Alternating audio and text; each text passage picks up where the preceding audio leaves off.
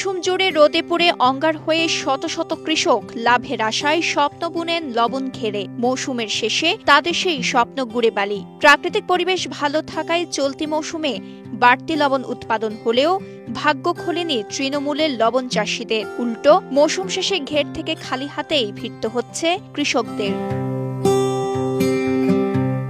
বঙ্গোপসাগর তীরবর্তী বাঁশখালী উপজেলায় দেশের সবচেয়ে বেশি লবণ উৎপাদন হয়। চলতি মৌসুমে টানা তাপপ্রবাহে লবণের উৎপাদন ভালো হলেও ন্যায্য দাম না পাওয়ায় বিপাকে পড়েছেন চাষিরা। চাষ হওয়া অপরিশোধিত লবণ বিক্রি করে চাষিরা পাচ্ছেন সর্বোচ্চ প্রতি কেজি ৮ টাকা। রোদে পুড়ে ঘামে ভিজে লবণ চাষের ন্যায্য মূল্য না পাওয়ায় হতাশ তারা। এদিকে বাঁশখালী উপজেলায় লবণ চাষে যুক্ত বেশিরভাগ কৃষক বর্গা জমিতে লবণের ঘের তৈরি করেন। তথ্য বলছে, চলতি মৌসুমে এখানে মোট ৬৮,৩৫৭ একর জমিতে লবণের চাষ হয়েছে।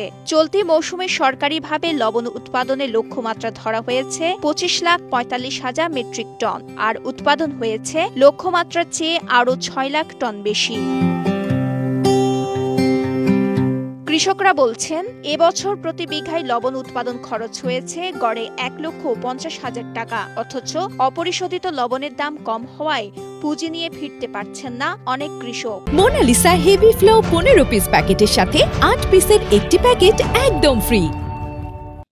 বেচাও যাচ্ছে না, বিক্রিও হচ্ছে না, চাষিরা হয়রান হয়ে গেছে। চাষিরা অভাব অনটনে দিন কাটাচ্ছে, উপবাসের দিন কাটাচ্ছে। এক মন লবণ বিক্রি করে ক্ষুদ্র ক্ষুদ্র এক পাওয়া চিনতে পাওয়া যাচ্ছে না। এই অবস্থা আমাদের। বিদেশ থেকে অবৈধ মন্দা লবণ আসতে বিজায় আমরা লবণের দাম পাচ্ছি না। আমাদের লবণের দাম হচ্ছে আপনার জমিনের খাজনা হচ্ছে প্রতি বছরে লাগিত হচ্ছে ৬০,০০০ টাকা। তো সেই হিসাবে আমাদের এই পলিথিন টলা কিনতে হচ্ছে কানি প্রতি ১০,০০০ টাকা করে। তা আমরা এত দিন মজুরি কাজ করার পর আমরা ন্যায্য মূল্য দামটা পাচ্ছি না।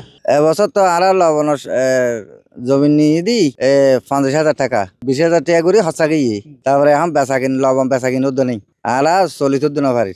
লবণ উৎপন্নের দিন ফেলাইলে কি আর বেচানো যায়। চাষিরা জানান, ঈদের আগেও অপরিশোধিত লবণের মন ছিল ৪৫০ থেকে ৫০০ টাকা কেজি ধরে, যার মূল্য ১১.২৫ থেকে ১২.৫০ টাকা। মৌসুমী তাপপ্রবাহে লবণ চাষ বাড়লেও কমছে লবণের দাম। বর্তমানে অপরিশোধিত লবণের দাম প্রতি মন ১৮০ থেকে ২০০ টাকা। লবণ উৎপাদনে দিন দিন কৃষকরা সরকার নির্ধারিত লক্ষ্যমাত্রা ছাড়িয়ে গেলেও মৌসুম শেষে সেই কৃষকদের ফিরে যেতে হয় খালি হাতে, আর পকেট ভারী হচ্ছে মধ্যস্বত্বভোগীদের। হয়তো আর কিছুদিন এভাবে চলতে থাকলে দেশের কৃষকরা লবণ আবাদ থেকে মুখ ফিরিয়ে নেবে, আর এতে দেশের লবণের চাহিদা মেটাতে সরকারকে নির্ভর করতে হবে আমদানিতে। বাঁশখালী থেকে কাউসার আলমের পাঠানো তথ্যচিত্রে সাফা মারওয়া, কালের কণ্ঠ।